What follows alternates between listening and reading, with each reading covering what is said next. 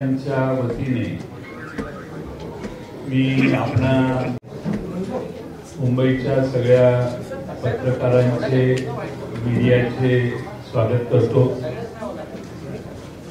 अपुऱ्या जागेमुळे ही जागा बदलून कमांड सेंटरला आणावी लागली आणि त्यामुळे आपलाही थोडासा गोंधळ झाला। पुढच्या वेळी असा गोंधळ होणार नाही याची काळजी घेतली जाईल। आपल्याला जर कोणाला नाही बऱ्याच लोकांना त्रास झाला असेल तर याच्याबद्दल आम्ही दिलगिरी व्यक्त करतो। आम्ही सर्व विरोधी पक्ष महाराष्ट्रातले काल चीफ इलेक्शन कमिशन महाराष्ट्राचे जे आहे त्यांना भेटायला गेलेलो। त्यांना आम्ही एक निवेदन दिलं आणि निवेदनात त्यांना आम्ही महाराष्ट्रातल्या ज्या मतदार याद्या आहेत त्याच्यातल्या अनंत चुका दाखवल्या। अनंत चुका दाखवल्यानंतर त्या ठिकाणी सीओ यांनी आम्हाला असं आश्वासित केलं की केंद्रीय निवडणूक आयोगाला तुमचं हे सगळं म्हणणं आम्ही पाठवतो। या याद्या दुरुस्त करण्यासाठी आम्ही लवकरात लवकर सुरुवात करू।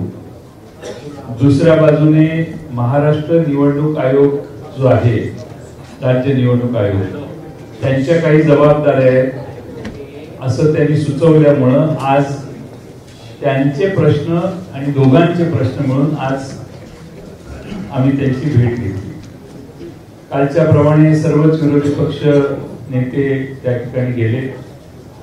काही महत्वाचे एव्हिडन्सेस आम्ही दाखवले, काही पुरावे त्यांना दाखवले आणि त्या पुराव्याच्या सहित आम्ही आज त्यांना काही माहिती दिली। या पुराव्याच्या बरोबरच आम्ही त्यांना पत्रही दिलेलं आहे। पत्र देत असताना मतदार यादीत मोठ्या प्रमाणात मतदारांचे पत्ते अपूर्ण चुकीचे घातलेले आहेत, घर क्रमांक चुकीचे आहेत, तसेच प्रत्यक्षात संबंधित व्यक्ती त्या मतदार यादीत नोंद आहे ती त्या पत्त्यावर राहत नाही। मी काही उदाहरणं त्यांना दिली। त्यामध्ये मुरबाडमध्ये जे मतदार आहे, मुरबाड मतदारसंघामध्ये, त्या मुरबाड मतदारसंघामध्ये बूथ क्रमांक 8 मध्ये 400 मतदारांचं एक घर आहे। 400 मतदार आहेत की ज्यांच्या घरासमोर फक्त डॅश आहे, म्हणजे घर नंबर डॅश आहे। बडनेरा विधानसभा मतदारसंघ बूथ नंबर 211 वरती 450 मतदारांचं घर क्रमांक 0 लिहिलेलं आहे। कामठी विधानसभामध्ये देखील 867 मतदारांचं घर निरंक आहे, घर नंबरच नाही। बऱ्याच ठिकाणी दुबार मतदार नोंदवण्यात आलेले आहेत, म्हणजे एका व्यक्तीला 8-8, 5-5, 4-4 वेळा मतदानाचा हक्क दिलेला आहे। एपिक नंबर एकच असतो अशी आजपर्यंत आपल्या सगळ्यांची खात्री होती, पण मतदार याद्यामध्ये अनेक वेगळ्या एपिक नंबरची माणसं आम्ही त्यांना निदर्शनाला आणून दिली। त्यामुळं नालासोपारा मतदारसंघामध्ये सुषमा गुप्ता या महिलेचं नाव वेगळ्या एपिक नंबर आयडी सह 6 वेळा नोंदवलेलं आहे आणि आपणच 12 ऑगस्टला विविध न्यूज चॅनलने माध्यमांमध्ये पुराव्यासह हे दाखवलं। 12 ऑगस्टला आपण दाखवलं। दुपारी 3 वाजता आमच्या पक्षाने, आमच्या कार्यकर्त्यांनी तपासलं तर आपण म्हणतो की वस्तुस्थिती याच्यात होती मतदार यादीत ऑनलाईन, आणि 6 वाजता मात्र ती सगळी नावं या बाईंची, म्हणजे या श्रीमती गुप्ता जे आहेत त्यांचं नाव हे त्या ठिकाणाहून काढण्यात आलं। आमचा प्रश्न हा आहे की आपण न्यूज चॅनलच्या मार्फत एक बातमी दाखवता, दुपारी 3 वाजता या महिलेचे फोटो आणि एव्हिडन्स तुम्ही टेलिव्हिजनवर दाखवता, तर सकाळी दुपारी 3ला ती नावं असतात, 6ला ती नावं जातात। आमचा प्रश्न आम्ही निवडणूक आयोगाला विचारलेला आहे की ही नावं कोणी काढली, कुणी त्यावर तक्रार केली, तक्रार कधी करण्यात आली आणि कुणी स्थळ पाहणी केली आणि हे फोटो एकाच महिलेचे आहेत याचं व्हेरिफिकेशन करण्याच्या कुणी नावं काढली.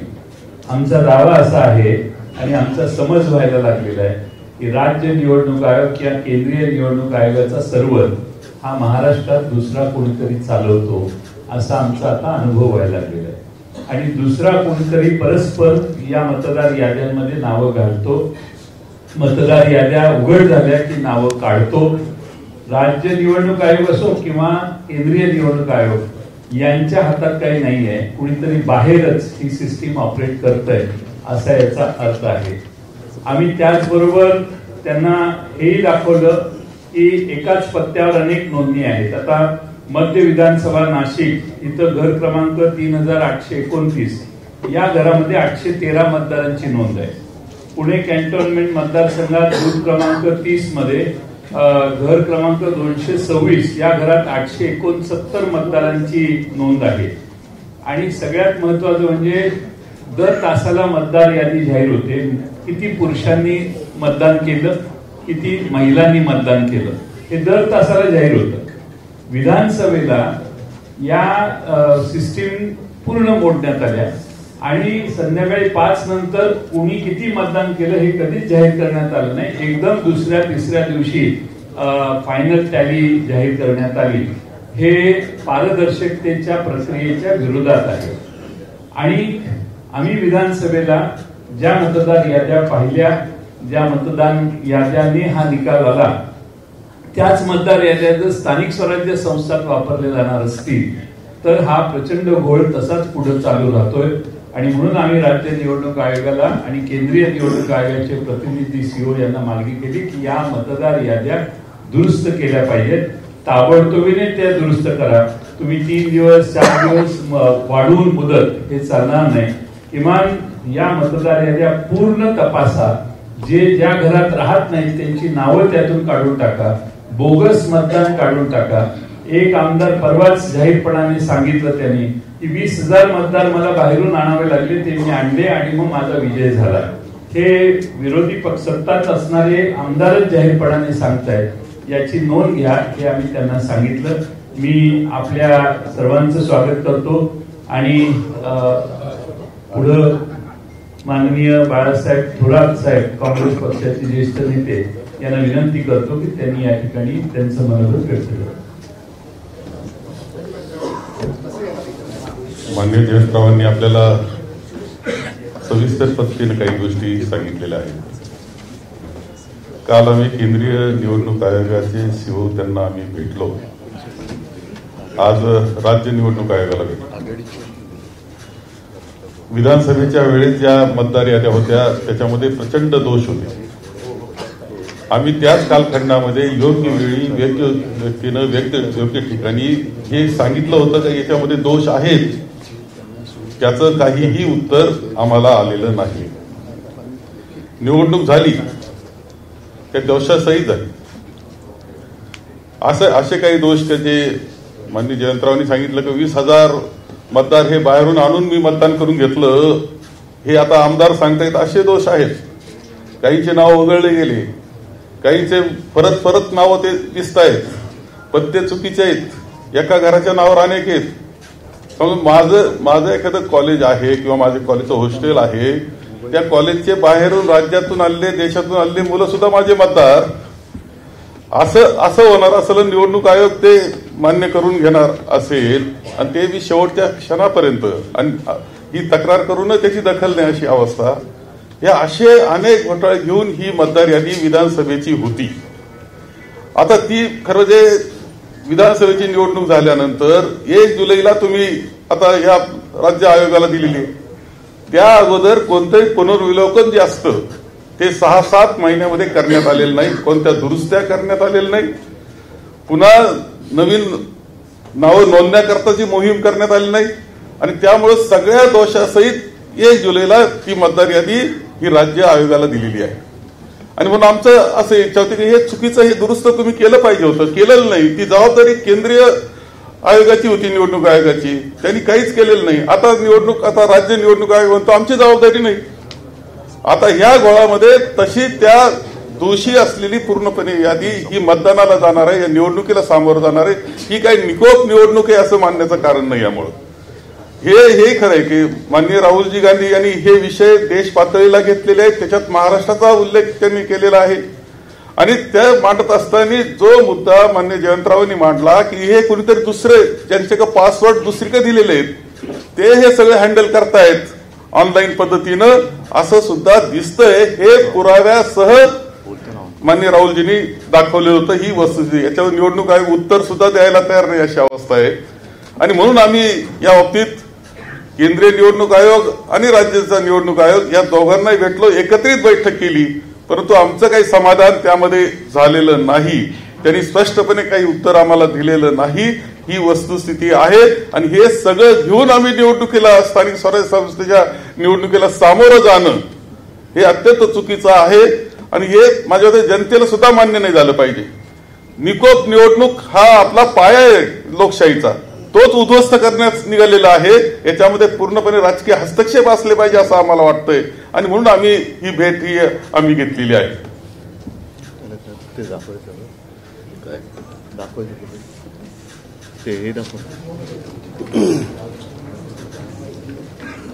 नमस्कार. काल आम्ही केंद्रीय निवडणूक आयोगाच्या प्रतिनिधींना भेटलो आणि आज आम्ही राज्य आणि केंद्रीय निवडणूक आयोगाच्या प्रतिनिधींना दोघांनाही भेटलो. आता जयंतराव म्हणाले किंवा बाळासाहेब म्हणाले, मला अत्यंत महत्वाची एक गोष्ट आपल्यासमोर आणि महाराष्ट्राच्या जनतेसमोर मला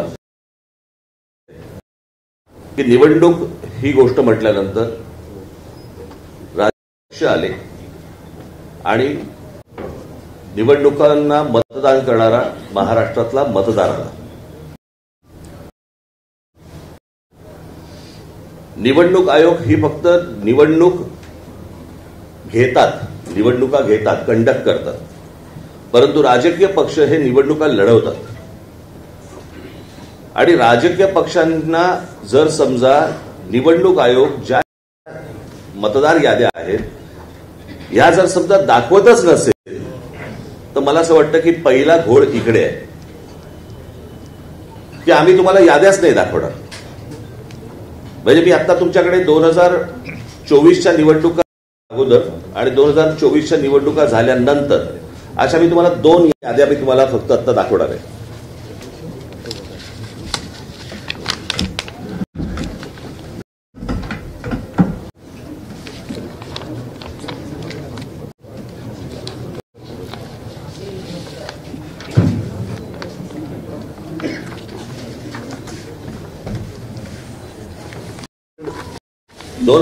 च्या निवडणुका ज्या वेळेला झाल्या त्यावेळेला ज्या निवडणुकांची जी मतदारांची यादी होती ती मी यादीचा काही एक छोटासा तपशील मी फक्त आपल्यासमोर मी वाचून दाखवणार आहे. याच्यावरनं तुम्हाला साधारणपणे मला असं वाटतं पत्रकार बोलले नाहीत मध्ये तर बरं होईल. आपण कॅमेरामन जरा शांत, कारण आपलं कॅमेऱ्यातलं सगळं टिपलंय, परत आपण पण बोलताय. 2024च्या अगोदरची जी यादी आहे त्याच्यामधली फक्त मी काही नावं आपल्याला फक्त आपल्यासमोर मी वाचून दाखवतो, म्हणजे साधारणपणे यादीमध्ये काय प्रकारचा घोळ आहे हा आपल्याला आणि महाराष्ट्राला लक्षात येईल. मतदारसंघ 160 कांदिवली पूर्व, नाव धनश्री कदम, वडिलांचे नाव दीपक कदम, वय वर्ष 23. नाव दीपक रघुनाथ कदम, वडिलांचे नाव रघुनाथ कदम, वय 117. मतदारसंघ 161 चारकोप, नाव नंदिनी महेंद्र चव्हाण, वडिलांचे नाव महेंद्र चव्हाण, वय वर्ष 124, वय 124. आता वडिलांचे डिटेल्स, नाव महेंद्र कुमार श्रीनाथ चव्हाण, वडिलांचे नाव श्रीनाथ चव्हाण, वय 43. कोणी कोणाला काढले तेच कळत नाही.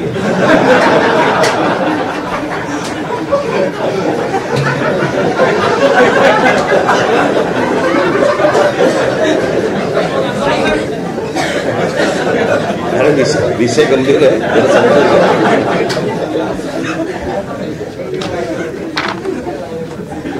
हा 2024च्या निवडणुकीच्या अगोदरचा घोळ.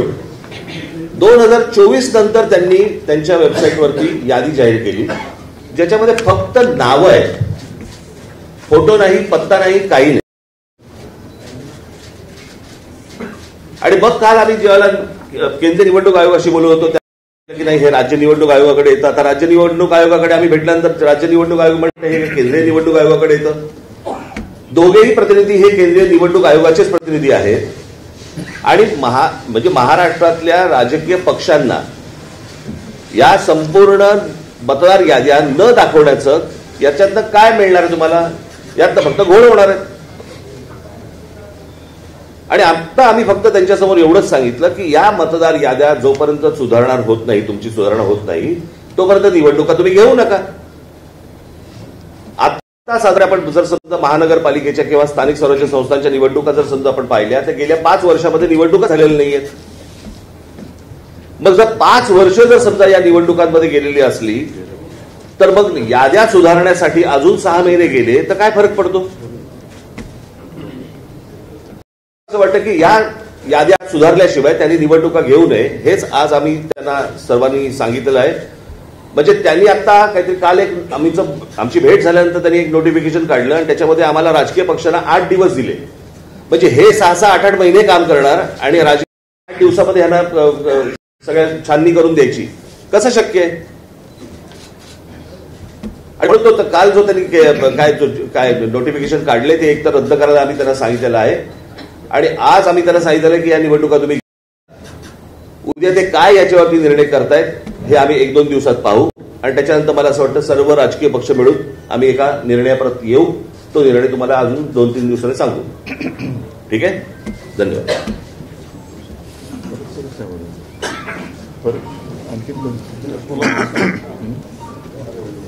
एकूणच सर्व परिस्थिती काय आहे, काय चाललेलं आहे याची कल्पना जयंतराव, बाळासाहेब आणि राज यांनी आपल्यासमोर मांडलेली आहे. एक गोष्ट मी आवर्जून सांगेन, एकूणच लोकशाहीसाठी, तिच्या रक्षणासाठी महाराष्ट्रातले सर्व राजकीय पक्ष एकत्र आलेले आहेत. आम्ही सर्व एकत्र येत असताना भारतीय जनता पक्षाला सुद्धा पत्र दिलं होतं, पण आज व्यासपीठावर आणि आमच्या कालच्या आणि आजच्या निवडणूक आयुक्तांच्या भेटीमध्ये भाजपाकडनं कोणी आलेलं नाही. हा विषय जो आहे तो गेल्या विधानसभेपासून सगळ्यांच्या लक्षात यायला लागला आणि एका पत्राचा उल्लेख जयंतरावांकडनं राहिला, तो त्यांनी मला सांगितला. तो म्हणजे विधानसभा निवडणुका ज्या म्हणजे गेल्या वर्षी झाल्या 2024, त्याच्या आधी 19 ऑक्टोबरला 1 महिना आधी महाविकास आघाडीकडनं निवडणूक आयोगाला एक पत्र दिलं होतं आणि त्याच्यामध्ये आमचा विषय हा होता की नाव घेऊन अगदी म्हटलं तरी की काही भारतीय जनता पक्षाचे कार्यकर्ते ह्या मतदार यादीशी खेळतात आणि त्याच्यामध्ये काही लोक म्हणजे त्यांना हवेत ते घुसवत आहेत, नको ते काढतायत. हा सगळा खेळ यांचा सुरू आहे. आता जसं या दोघांनी सांगितलं, अगदी हे पुरावे, ही काही यादी आम्ही घरी नाही छापलेल्या. एकेका व्यक्तीचं नाव 4-4 ठिकाणी आहे, एका जागेवरती 200-200 नावं नोंदलेत. हा सगळा लोकशाहीचा खेळ खंडोबा चाललाय. दोन्ही निवडणूक आयुक्तांना आम्ही सांगितले की एक तर इलेक्शन म्हणजे निवडणूक घ्यायची असेल ती निष्पक्षपातीपणाने झाली पाहिजे, नाहीतर इलेक्शनपेक्षा सिलेक्शन करून मोकळे व्हा. तेवढंच आता राहिलेलं आहे. दोघांशी बोलताना थोडंसं आमच्या लक्षात आलं, मी त्यांचा अपमान करू इच्छित नाही, पण हे जे समोर आमच्या बसले ते आयुक्त म्हणून काही त्यांच्याकडे अधिकार आहेत का आम्ही कठपुतळी बाहुल्यांशी बोलतोय आणि त्यांचे 2 वरती कुठेतरी आहेत, ते वरनं जशी बोटं हलतील तशी इकडे हालचाली होतात की काय. सगळे मुद्दे सांगून झालेले आहेत. याच्यामध्ये आणखीन एक मुद्दा जो आहे तो 1 जुलैचा कट ऑफ डेट, म्हणजे 1 जुलै नंतर ज्यांना 18 वर्ष झाली असतील त्यांना यावेळेला मतदानाचा अधिकारच मिळणार नाही. ही कुठली लोकशाही आहे? आणि हे सगळं बघितल्यानंतर आम्हाला असं वाटतं की ज्याप्रमाणे सर्वोच्च न्यायालयाने जसं काही पक्षांचे, काही प्राण्यांच्या केसेस या सुमोटो घेतल्या होत्या, तसंच आपल्या देशातल्या मनुष्य प्राण्यांची सुद्धा केस ती स्वतःहून त्यांनी घ्यायला पाहिजे आणि देशातली लोकशाही जगवण्यासाठी हा त्यांचा सुद्धा एक निर्णय त्याच्यामध्ये असायला पाहिजे. आम्ही राजकीय पक्ष म्हणून आमचं कर्तव्य करतोय, वेळोवेळी निवडणूक आयुक्तांकडे जातोय, दरवाजे ठोकतोय, पण दाद काही मिळत नाही. आमच्यावरती लोकशाहीच्या नावाने जर काही हुकुमशाही गाजवणार असतील तर ही हुकुमशाही आम्ही काही त्यांना गाजवू देणार नाही, हे तर नक्की आम्ही केलेलं आहे. थोडक्यात आज आमचं म्हणणं या दोन्ही आयुक्तांकडे, कारण काल दोन्ही आयुक्तांना आमच्या विरोधी पक्षांची किंवा आमच्या राजकीय पक्षांची, विरोधी नाही राजकीय पक्षांचे प्रतिनिधी मंडळ त्यांना भेटलं, शिष्टमंडळ भेटलं. त्याच्यात आम्ही केंद्राचे जे निवडणूक आयुक्त इकडे आहेत प्रतिनिधी त्यांना भेटलो. त्यांनी सांगितले की स्थानिक स्वराज्य संस्था आणि हा सगळा विषय हा राज्य निवडणूक आयुक्ताकडे येतोय. त्यांच्याकडे भेटलं आमचं दुसरं, त्यांनी सांगितलं मतदार यादीचा अधिकार हा केंद्राच्याकडे येतोय. मग नेमका याचा भाग कोण आहे, जबाबदारी कोणाची आहे, त्या निवडणुका आपल्या घ्यायच्या म्हणून घ्यायच्या आहेत. आणि आम्ही त्यांच्याशी बोलत असताना मुहूर्त काय लागला त्यांनी कळत नाही, पण कालच्या काल निवडणुकांचा कार्यक्रम जाहीर केला. आम्ही त्यांना स्पष्ट शब्दात सांगितलेलं आहे की जोपर्यंत हा संपूर्ण निवडणूक मतदार यादीतला घोळ तुम्ही त्याच्यावरती काही स्पष्टीकरण किंवा तो सुधारत नाही तोपर्यंत या निवडणुका होता कामा. सुप्रीम कोर्टाचा त्यांनी आदेश आम्हाला दाखवण्याचा प्रयत्न केला, पण सुप्रीम कोर्ट असं कधी कुठेही सांगत नाही की तुमच्यात काही दोष असले तरी चालतील, पण ह्या तारखेच्या आधी निवडणुका घेतल्याच पाहिजे. हा सर्वोच्च न्यायालयाचा निर्णय नाही. त्यांनी सांगितले की या निवडणुका सदोष असता कामा नयेत आणि निष्पक्षपातीपणाने ते झाले पाहिजे. आता या सगळ्या गोष्टी झाल्यानंतर दोन्ही आयुक्त समोर बाजूबाजूला होते. आम्हाला त्यांनी सांगितलं की आम्ही याचा सकारात्मक विचार करतो आहोत. म्हटलं विचार करून चालणार नाही, या गोष्टी होता कामा नयेत. या गोष्टी होता कामा नयेत, कारण आपल्याला जो काही धक्का बसला होता विधानसभा निवडणुकीच्या निकालानंतर, त्या सगळ्या सत्ताधारी जे आता आहेत त्यांच्या सत्ता प्राप्तीच्या चोरवाटा आम्ही आता अडवलेल्या आहेत. या चोरवाटा आहे, मतचोरी ही चोरवाट आहे, पक्षचोरी ही चोरवाट आहे. त्याच्यानंतर आणखीन एक मुद्दा आम्ही सांगितला, पण तो त्याचा पुढचा टप्पा आहे. पहिली मतदारांची यादी ही निर्दोष असायला पाहिजे, व्यवस्थित असायला पाहिजे. म्हणजे 117 वर्ष आणखीन 124 वर्ष असे जर का लंबी उमरवाले मतदार असतील तर मला वाटतं जगातलं सगळ्यात चांगलं वातावरण हवामान हे आपल्या देशात आहे.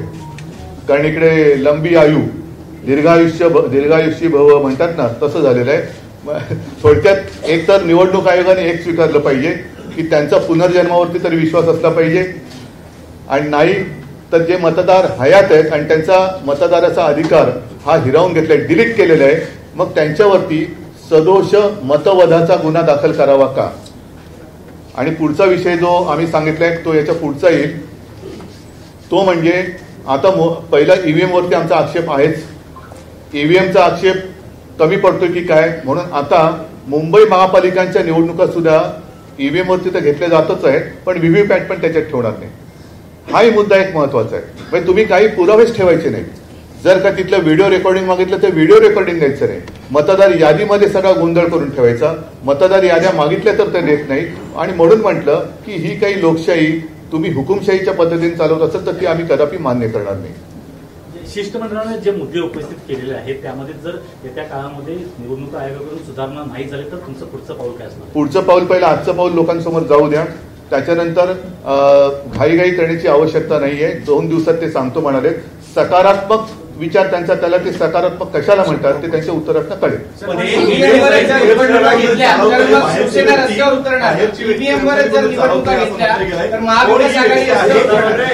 ही व्यक्ती कोण आहे आणि कोण काय वेबसाईट चालवते असा आरोप केलाय. कोण ही व्यक्ती आहे आणि कोणाशी संबंध, त्याच्यासाठी आम्ही महाविकास आघाडीकडनं अतिशय स्वच्छ आणि स्पष्ट शब्दात विधानसभा निवडणुकीच्या 1 महिना आधी पत्र दिले, याचा मी आता उल्लेख केला. ते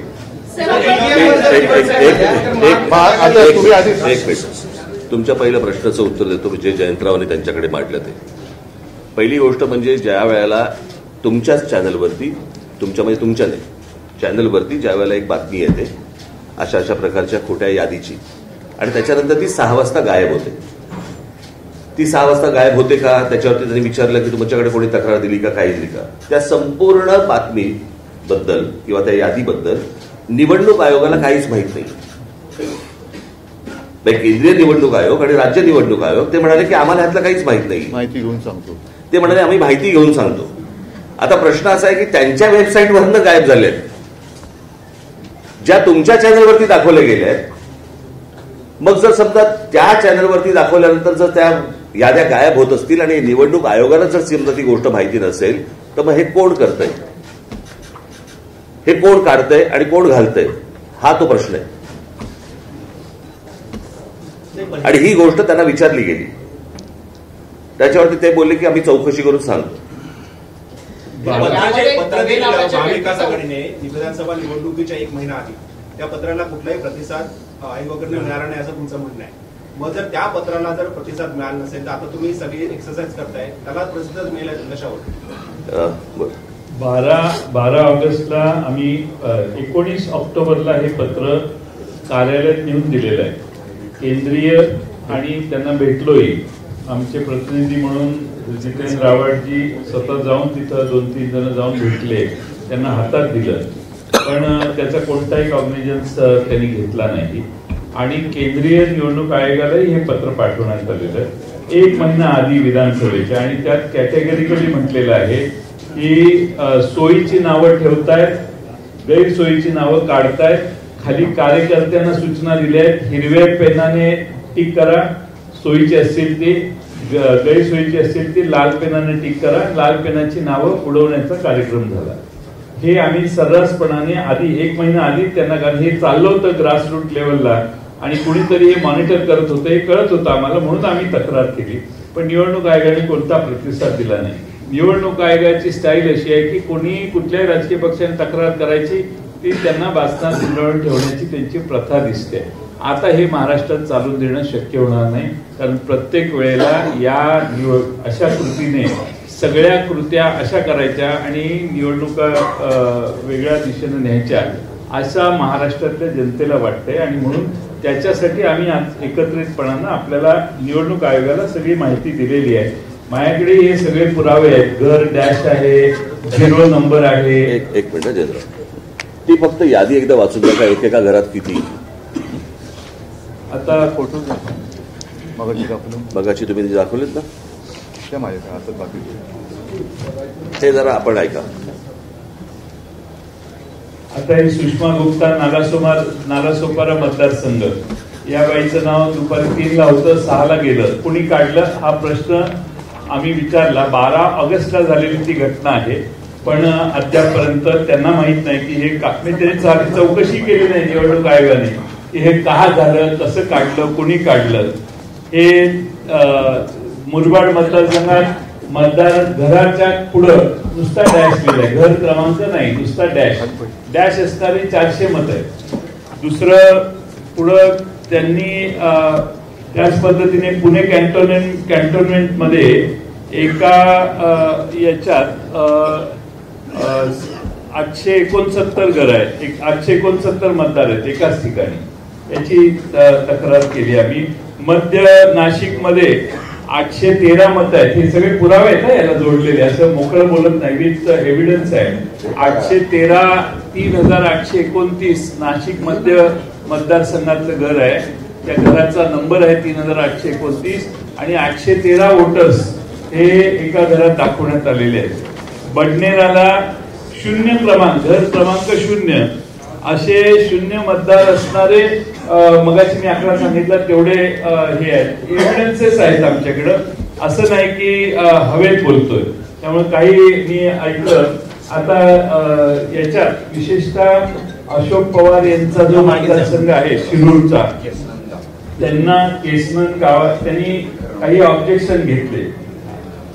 ऑब्जेक्शन घेतल्यानंतर घर क्रमांक 1च असणारे 188, एकाच घरात 188 मतदार आहेत आणि ते घरच नाहीये त्या गावात.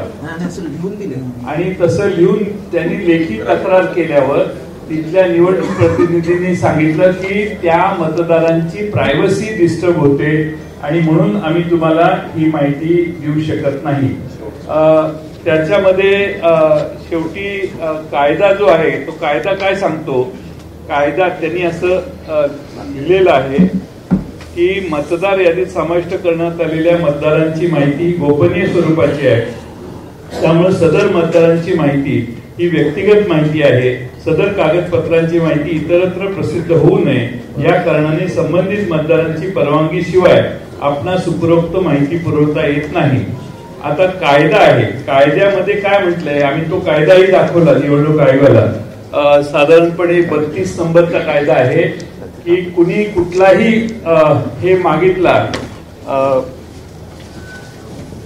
कुणी कुठलाही हे मागितला तर ती माहिती आणि ते डॉक्युमेंट्स कोणत्या आधारावर रजिस्ट्रेशन झालं, कोणत्या आधारावर हे देण्यासाठी कलम 32 आहे, त्यामध्ये स्पष्टपणाने म्हटलेलं आहे की तुम्हाला ती माहिती द्यावी लागेल.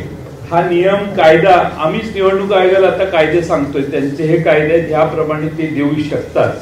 पण त्यांना दिलेलं उत्तर अशोक पवार यांना की त्याची प्रायव्हसी, आम्ही काय त्याचे खाजगी गोष्टी मागत नाही, त्याने जे निवडणूक आयोगाला सबमिट केलंय मतदार होण्यासाठी तेवढीच माहिती मागतोय आणि ती देणं आवश्यक आहे असं निवडणूक आयोगाच्या निवडणुकीच्या कायद्यात लिहिलेलं आहे.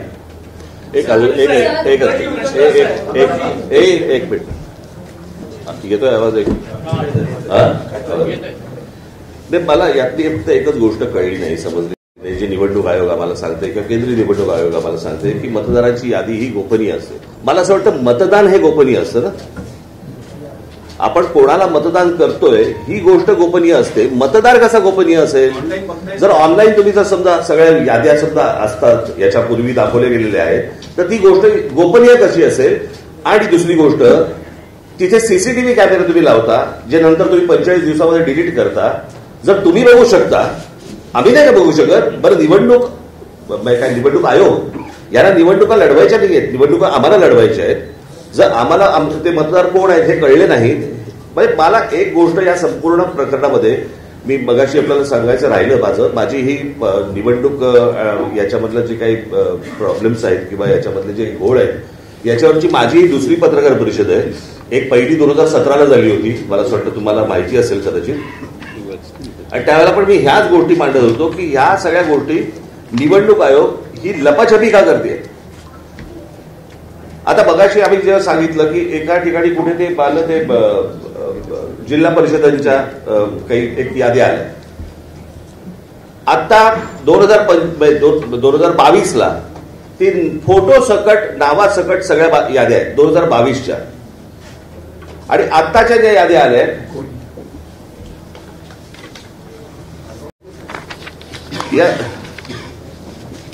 या 2022च्या याद्या, ज्याच्यामध्ये फोटो आहे, नाव आहे, सगळं आहे.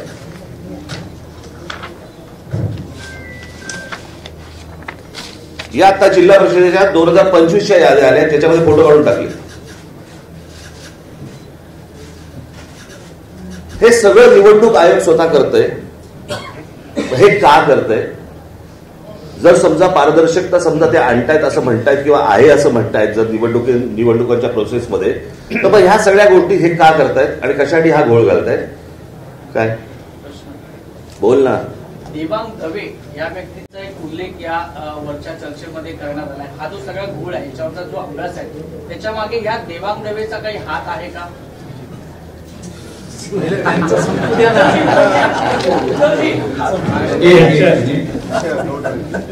अर्धवट विषय राहिला त्यांना पूर्ण करेल. देवांग दवे ही निवडणूक आयोगाचे हे एका राजकीय पक्षाचे पदाधिकारी आणि ते कुठेच लपून राहिलेले नाही.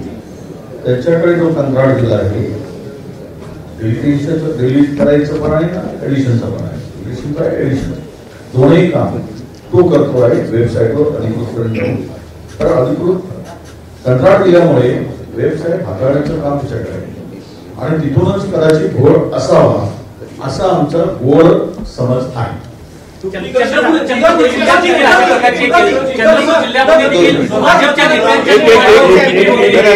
चंद्रपूर आणि राजुरा मतदारसंघात अजूनही गुन्हा दाखल झालेला नाही. तिथे भारतीय जनता पक्षाचं नाव घेऊन सांगतो त्यांच्या मोबाईलवरून हे सिद्ध झालं. आम्ही तक्रार दिली पण अद्यापही तिथे कुठेही गुन्हा दाखल झाला. आम्ही पकडून दिलं, चोरी पकडून दिली, कशा प्रकारची चोरी झाली पुराव्यासह दिलं.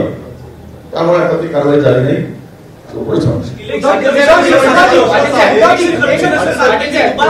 जो विषय आहे त्याच्यामध्ये जर समजा 80,000 उदाहरणार्थ पनवेलमध्ये बाळाराम पाटलांना त्यांनी उत्तर असं दिलेलं आहे ऑफिशियली आणि सगळ्यांनाच उत्तर दिलेलं आहे, ज्यांनी बातमी केली त्यांनाही दिलं की जर 80,000 तुम्हाला वाटतं दुबार मतदार असतील तर तुम्ही 80,000 अर्ज केले पाहिजे प्रत्येक मतदाराच्या नावाचा. याबद्दल काही बोलणं झालं का? नंबर 1. आणि नंबर 1 मिनिट दुसरा प्रश्न असा आहे की आता आपण सीसीटीव्ही बद्दल बोलला. तो सीसीटीव्ही हा एक वादग्रस्त मुद्दा आहे असं जर धरलं तर एक 17A फॉर्म आहे जी इलेक्टोरल रोल असतो जो मतदान अधिकारी टिकमार्क करतात. तो अधिकाऱ्यांनी टिकमार्क केलेला रोल इलेक्शन कमिशन देत नाहीये, याबद्दल तुमचं काही बोलणं झालं का? मला एकच या सगळ्या गोष्टींवरती मला फक्त बोलायचं आता तुम्ही जे काही सगळे कायद्याचे या देशात ह्या पहिल्या निवडणुका नाही आहेत. याच्या अगोदर अनेक निवडणुका झाल्या, बरोबर आहे, साधारणपणे 2014च्या अगोदर 2000 काय त्याच्या अगोदर या इतके वर्ष ज्या निवडणुका चालू आहेत कधी असले विषय कधी आले नाहीत जे हल्लीच काय यायला लागले. मला असं वाटतं हा एक सगळ्यात महत्वाचा प्रश्न आहे की आता हे फॉर्म भरून मग तिकडे आता किती ते पैसे द्यायचे तर 2 रुपये पर शीट, प्रत्येक पानाला 2 रुपये द्यायचे आणि मग आम्ही पानं द्यायची, पण त्याच्यात पण कमाई. टेक्निकल ग्राउंड्सवर इलेक्शन कमिशन स्टँड करतं त्याबद्दलचं म्हणणं. 17A मागणारे अनेक उमेदवार आहेत. अनेक उमेदवारांनी 17A मागून देखील निवडणूक आयोग ते देत नाही.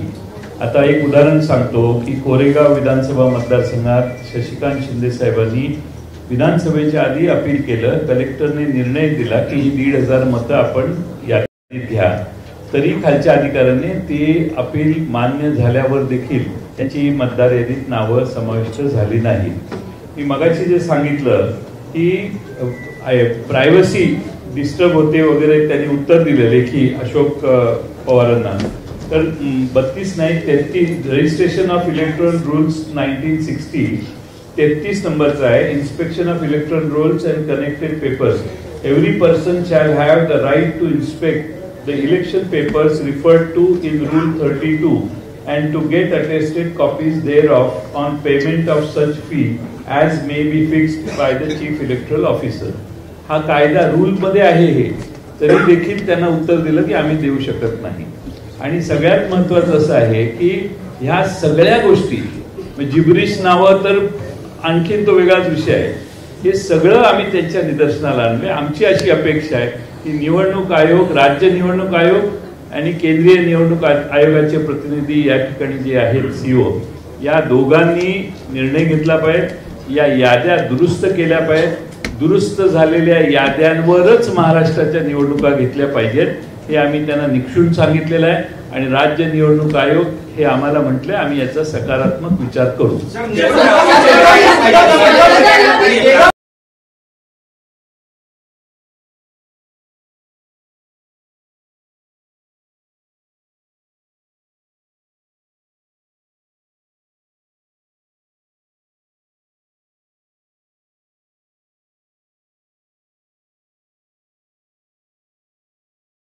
बिहारमध्ये ज्या पद्धतीने SIR झालेला आहे तर तशीच जर इथे झालं तर परत आपण आगीतून उपाटात नाही का पडणार. ज्याचं जे उत्तर राजने दिलं की आपल्या आयुष्यातली किंवा देशाच्या आयुष्यातली ही पहिली निवडणूक नाहीये, त्याच्यामुळे हे सगळे आता फुसफट आता का काढली जात आहेत. आतापर्यंत लोकांनी मतदान केलेलं नाही का? आतापर्यंत काही देशामध्ये सत्ताधारी जन्माला आलेले नाहीत का?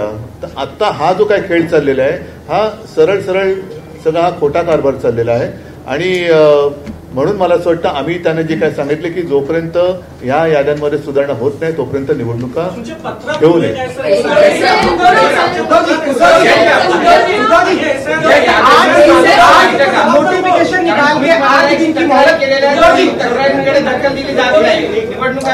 असं आहे की आम्ही निवडणूक आयोगाला आवाहन केलेलं आहे आणि मागणी केलेली आहे की बल्कमध्ये चुका आहेत त्या तुम्ही दुरुस्त केल्या पाहिजे.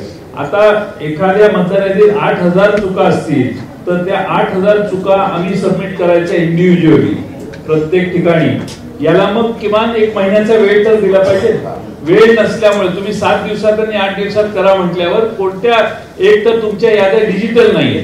तुम्ही या याद्या डिजिटल का नाही करत? डिजिटल याद्या केल्या की सगळ्यांनाच सोयीचं होईल आणि तुम्हालाही सोयीचं होईल काम करायला. या याद्या डिजिटल न करण्यामागे एक षडयंत्र असं आहे की या याद्या प्रिंट करणं, टाईप करणं, त्यात पुन्हा त्याची कॉपी काढणं, त्याचं मग कंपॅरिझन करणं, मग त्याच्यात दुबार मतं काढणं, या चुका काढणं हे शक्य नव्हतं. आम्ही मॅन्युअली हे सगळं काम केलेलं आहे. महाराष्ट्रातल्या 288 मतदारसंघात गेल्या 2-2.5-3 महिने काम करून आम्ही बऱ्याच गोष्टी काढलेल्या आहेत. हे छोटे काही उदाहरण आहेत आणखी उदाहरणं आम्ही देऊ शकतो. आम्ही वाट बघतोय निवडणूक आयोग काय करणार आहे. एकच मिनिट तू मगाचपासून प्रश्न विचारतो, पण तत्पूर्वी एक सांगतो की निवडणूक आयोगाचं काम व्यवस्थित पद्धतीने निवडणुका पार पाडणं हे आहे. आणि त्या निवडणुकीच्या प्रक्रियेत समजा आमच्या राजकीय पक्षाकडनं त्यांच्या नियमाचं कुठे उल्लंघन झालं किंवा आणखीन कुठे चूक झाली तर आम्हाला कायद्याचा दंडुका दाखवला जातो करप्ट प्रॅक्टिस म्हणून. आता आमचं म्हणणं असं आहे की ही निवडणूक आयोगाची करप्ट प्रॅक्टिस आहे. ही निवडणूक आयोगाची करप्ट प्रॅक्टिस आहे. ज्याप्रमाणे स्वतः शिवसेना प्रमुखांना ती शिक्षा भोगावी लागली होती, त्यांचं 6 वर्ष मतदानाचा अधिकार हिरावून घेतला गेला होता. आता निवडणूक आयोगाला आणि निवडणूक आयुक्तांना काय शिक्षा करायची जर त्यांनी सुधारणा केली नाही तर, कारण ही निवडणूक प्रक्रियेतली निवडणूक आयोगाची करप्ट प्रॅक्टिस आहे. हा भ्रष्टाचार आहे त्यांचा. एक त्याचा प्रश्न उद्या म्हणजे मग तुम्ही यांना विचारा. मतदार याद्यांमधला जो घोळ आहे राष्ट्रीय स्तरावर त्याचा फायदा एनडीएला होतो आहे आणि राज्य स्तरावर त्याचा फायदा या निवडणुकीत आपलाही आरोप आहे आणि संशय उपस्थित झालेत की महायुतीला झालाय. तर असं हे लक्षात घेता किंवा हे आरोप लक्षात घेता निवडणूक आयोग मग केंद्रीय असेल किंवा राज्यातला भाजपसाठी हस्तक म्हणून किंवा भाजपच्या दबावाखाली काम करतोय असा तुमचा आरोप आहे का?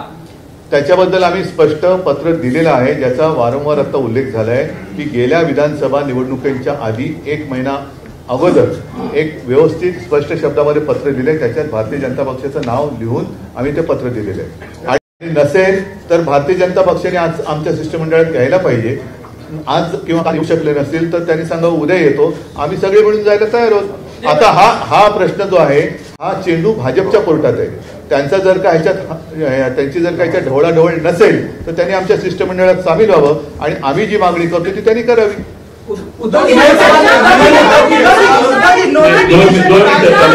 एक काम करता, एक मिनिट माफ करा, तुम्ही फक्त हात वरती करा, आम्ही सांगू कोणाला बोलायचं. कलकलाट करण्यापेक्षा ना तुम्ही फक्त हात वरती करा, आम्ही फक्त सांगतो की बाबा तू बोल तू बोल तू बोल एवढंच सांगतो. आता बोल. तुम्ही ज्या मतदार याद्यांचं आता उदाहरण दिलं की ह्याच्यात ऑब्जेक्शन्स आहेत, अशा किती कॉन्स्टिट्युएन्सीजचे ऑब्जेक्शन सबमिट आम्ही आता काही प्रमुख कॉन्स्टिट्युएन्सीची उदाहरणं दिलेली आहेत. महाराष्ट्रातल्या प्रत्येक मतदारसंघात हे काम चालू आहे. स्थानिक दृष्ट्या त्याचे ऑब्जेक्शन सबमिट होतील, परंतु बल्कमध्ये हे झालेलं आहे, फ्रॉड आहे असं आम्हाला वाटायला लागले तर ते निवडणूक आयोगाने पुढाकार घ्यावा ना. आम्ही 2 हे असतात, एक म्हणजे फोटो आयडेंटिटी सेम आहे असे बघून ते नावं बाजूला काढता येतात, त्याचं एक वेगळं सॉफ्टवेअर आहे. नावं एकत्रित करून सगळी नावं कम्पेअर करून ती डुप्लिकेट झाली असतील तर ती नावं बाजूला काढायला सॉफ्टवेअर आहे. ही सॉफ्टवेअर 2019च्या निवडणुकीच्या आधी वापरलं जायचं, पण दुर्दैवाने 2022-23 नंतर हे वापरलंच नाही.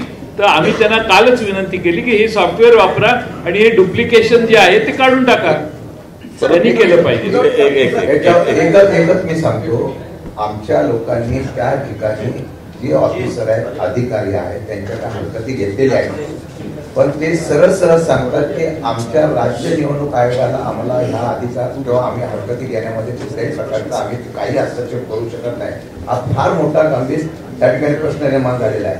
जर बोगस नावं दाखवली तर त्या बोगस नावाच्या संदर्भात हरकत घेतल्यानंतर त्याची चौकशी करायला पाहिजे. ते सरळ हरकती करतायत प्रांत किंवा इतर निवडणूक अधिकारी. आता आम्ही प्रत्येक पक्षाने त्या कार्यकर्त्यांना आपापल्या ठिकाणचे सर्वेक्षण करून जी बोगस नावं आहेत ती काढून तुम्ही म्हणाला त्या प्रश्नाने आम्ही राज्यावर गोळा करणार आणि निवडणूक आयोगाला देणार, त्याला आम्हाला वेळ पाहिजे. एक असं आहे, 2 मिनिटं, एकच असं आहे की त्यांच्याकडे वेगळे टूल आहेत, डाटा मॅचिंग सिस्टीम, AI आधारित टूल्स आहेत, डिजिटल ऍप्स आहेत, असे आहेत, ते वापरावेत. आणि सगळ्यात महत्वाचं मला आपल्या मार्फत आवाहन करायचंय, आम्हाला निवडणूक आयोगाकडून उत्तरं पाहिजेत. भारतीय जनता पक्षाच्या विरोधी ही आमची हे नाही आहे, त्यामुळे त्यांच्या प्रवक्त्यांनी आम्हाला उत्तर देणं अभिप्रेत नाही आहे. आम्हाला निवडणूक आयोगाने उत्तर द्यावं. आम्ही निवडणूक आयोगाकडे गेलोय, नाही तर तासाभरात तुम्ही जा दुसरीकडे आणि याला उत्तर मागाल आम्हाला आम्ही त्यांना बोलवलेलं होतं आणि त्यांनाही त्रास कदाचित होत असेल तर देत नाही. निवडणूक आयोगाने मला स्पष्ट म्हणणं आहे मला एकच मिनिट मला असं वाटतं मी थोडंसं काय हे प्रश्न संपणार नाही. यातला एकच सगळ्यात महत्वाचा भाग असा आहे की निवडणूक यादीमध्ये घोळ आहे. निवडणुकीच्या यादीतले घोळ दोन्ही राज्य आणि केंद्रीय निवडणूक आयोगातल्या प्रतिनिधींना आम्ही त्यांच्यासमोर ठेवलेले आहेत.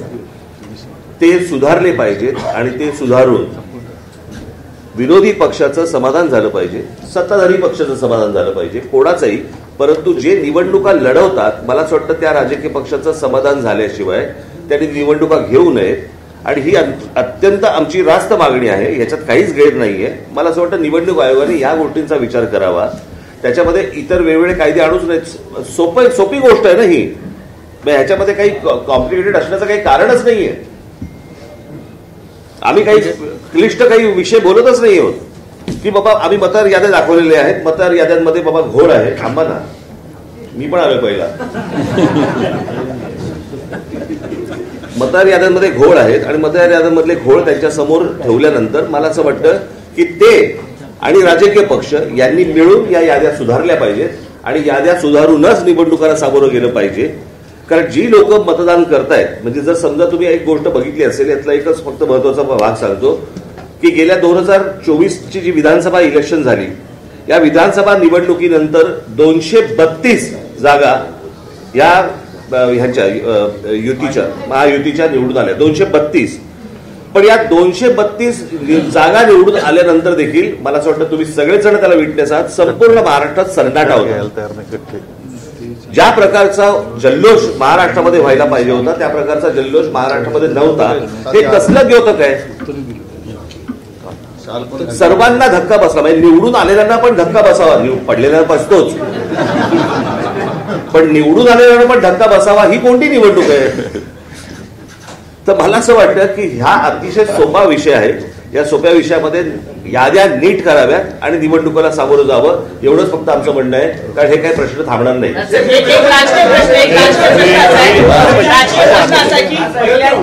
निवडणूक आयोगाच्या निमित्तानं तुम्ही महाविकास आघाडी बरोबर दिसतात, तर मला असं वाटतं मी 2017ला पण दिसलो होतो.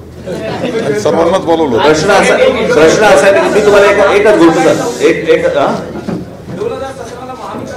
ते असेल किंवा नसेल तो विषय नाहीये. प्रश्न असा आहे की या सगळ्या याच्यामध्ये एक गोष्ट लक्षात घ्या. आता निवडणूक होणार कशी होणार हे महत्वाचं आहे. कोणाबरोबर होणार हा आत्ताचा विषयच नाही. आणि ही तुमच्या जर लक्षात असेल कदाचित त्यावेळेला पत्रकार परिषदेला जर समजा तुम्ही असाल तर 2017ला पण मी हेच बोलत होतो. तेव्हा पण होती तेव्हा पण होती खरं तर याच्यामध्ये त्यावेळेला अजित पवार पण होते. त्यावेळेला मी यायला पाहिजे होतं आज. आणि त्यावेळेला ते तावाने बोलत पण होते, ते सांगत पण होते त्या सगळ्या गोष्टी. असो, धन्यवाद.